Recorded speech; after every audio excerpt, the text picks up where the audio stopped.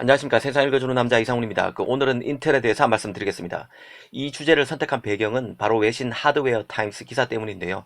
이 최근 나온 UBS 보고서를 소개한 기사입니다. 그런 만큼 보고서 내용부터 한번 보겠습니다. 이 보고서의 핵심은 위기의 인텔이 결국 일어설 것이며 그 기반은 그 칩의 아웃소싱을 통한 선택과 집중이 될 것이란 게 보고서의 뼈대입니다. 특히 눈에 띄는 것은 그 인텔이 오는 2026년, 그러니까 현재부터 딱 5년 뒤입니다. 그 5년 뒤에는 지금 인텔이 만드는 칩의 80%를 외부 파운드리에 맡기게 될 것이라고 봤다는 점입니다. UBS는 다만 이런 상당수 칩을 외주화한다는 것의 의미는 단순히 인텔이 자체 파운드리 사업을 매각한다는 뜻이 아니라고 봤습니다.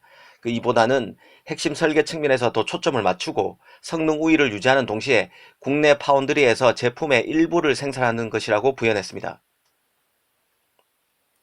UBS는 만약 인텔의 칩의 50%만 아웃소싱 해도 연간 최대 40억 달러의 자본 지출을 절약할 수 있다는 점을 지적했습니다. 이는 다른 유망 기업에 대한 M&A 등을 통해서 인텔의 활로를 열게 할 수 있다고 지적했습니다. 그 칩의 80%가 아웃소싱 된다고 하면 좀 가하다고 느껴질 수도 있지만 불과 5년 전만 해도 인텔은 그 14나노 공정으로 만든 CPU로 이 반도체 업계를 지배했었다는 점을 잊지 말아야 한다고 UBS는 꼬집었습니다. 그 5년이면 많은 변화가 나타날 수 있는 충분한 시간이 된다는 점을 강조한 것인데요. 지난 7월에는 일본의 노무라도 결국 인텔의 칩 외주화에 나설 것이며 이는 삼성에게도 큰 기회가 될 것이라는 점을 지적했었습니다. 지금 그 경쟁 구도상 인텔의 결단이 임박했다는 시장의 컨센서스가 형성돼 가고 있는 것으로 봅니다. 지금 이 시점에서 인텔이 공정 개선이 더 밀릴 경우는 어떤 수도 쓰기 어렵다고 시장에서 보고 있는 것입니다. 극단적으로는 외주를 주면서도 자체적으로 공정 개발을 계속하는 이원화 전략으로 가더라도 칩의 외주화는 불가피하다고 보고 있습니다. 특히 그 UBS 보고서는 인텔의 부상을 확신했는데요. 그 몇 가지 이유가 있습니다. 바로 인텔의 잠재력과 외형입니다. 인텔의 보유 현금부터 보면 경쟁사인 AMD와 엔비디아를 합친 것보다 대략 3배가량 더 지출할 수 있는 현금을 갖고 있다고 지적했습니다. 또 공정 기술력 면에서도 TSMC, 삼성 등에 밀리고 있지만 이런 업체와 실제 차이가 크지 않아서 이제 긴 싸움이 시작되고 있다고 봤습니다. 전략 수정을 통해 얼마든지 대처할 수 있다는 것인데요. 사실 지난 1968년 설립된 인텔은 미국 반도체 기술 선도력을 입증하는 존재였습니다. 시장의 접근 방식도 달랐는데요. 미국 기업들은 그 제품 설계만 맡고 생산은 외주를 줍니다. 가장 잘하는 창조적인 임무에 자원을 집중하는 게 더 낫다는 논리였습니다. 물건을 만드는 데 필요한 자본을 끌어들이기 위해 막대한 리스크를 지지 말자는 것이었는데 인텔은 반도체 설계와 제조를 분리하지 않았습니다.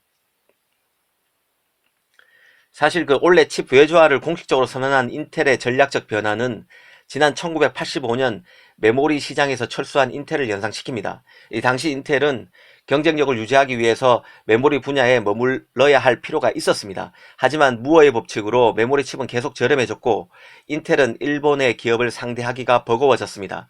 일본 기업들은 최첨단 공장 건설에 막대한 자본을 쏟아부었습니다. 결국 인텔은 메모리 시장을 떠났습니다. 이 당시에도 미국이 기술적 장점을 잃고 있다는 증거로 이 메모리 시장 철수가 거론됐었는데요. 하지만 인텔 입장에서는 더 번영할 수 있는 기반이 이때 마련됐습니다. 인텔은 고유의 장점인 CPU 설계에 가용 자원을 집중했습니다. 이는 결국 고수익으로 돌아왔습니다. 인텔의 지적 재산권이 강고하게 구축된 부분이었기 때문입니다. 인텔은 현재 전 세계 10곳의 공장을 운영하고 있습니다. 이 중 4개는 미국에 있습니다. 인텔과 달리 다른 반도체 기업들은 제조업과 결별했죠. 미국 AMD만 해도 프로세서 시장에서 오랜 기간 인텔과 경쟁 관계였지만 10년 전 공장을 분사시켰습니다. 그리고 엔비디아도 늘 외주 제조에 의존했었습니다. 원래 그 시가총액 면에서 엔비디아가 인텔을 제치고 미국 최대 반도체 기업으로 등급했다는 사실도 알고 계시죠. 사실 그 제조업과의 결벌이 주는 장점은 많습니다. 이 반도체 기업들은 공장 건설과 가동에 막대한 자본을 투입할 필요가 없어집니다. 수요가 부진할 때 자체 공장의 가동률이 낮아지는 것을 걱정할 필요가 없다는 얘기입니다. 이미 반도체 생산에 글로벌 생태계가 형성되어 있기 때문에 이게 가능한 것이죠. 사실 잘 인식하고 있지는 못하지만 이미 인텔은 일부 제조를 아웃소싱하고 있습니다. 현재 전 제품의 약 20%가 아웃소싱 되고 있습니다. 자동차에 들어가는 칩처럼 빠르게 성장하는 새 제품에 대한 수요가 인텔의 그 생산 능력을 넘어설 때 외주를 주고 있습니다. 인텔은 또 인수한 칩 제조사들에겐 기존처럼 외부의 제조업체를 활용하도록 허용하고 있습니다. 그럼에도 인텔은 CPU만은 언제나 자체적으로 만들었습니다. 한동안 칩 외주화를 놓고 인텔 내부에서도 공방이 많았는데요.